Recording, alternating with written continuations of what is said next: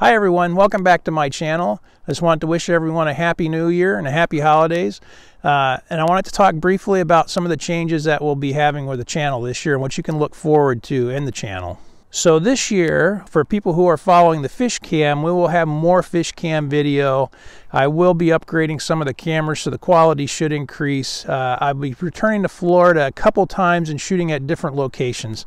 I will be back on the South Side Pier, and I will also visit the North Side Pier and several other bridges in the Tampa Bay area where we can drop the fish cam off and get decent video. For those of you who are following the photography side of the channel, I will also be continuing to produce Adobe Lightroom and Photoshop videos, but I will add more Luminar content and more content to support third-party applications that we use in post-production outside of Adobe.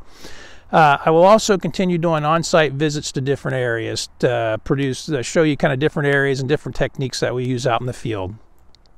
And finally, I will be adding more drone content to the site. So I will put up videos that feature drone video over certain areas, just for like we do with the fish cam, and I will cover post-production techniques for drone photography and for drone video using a variety of different types of drones, I hope. So anyway, that's what we look forward to in the upcoming year.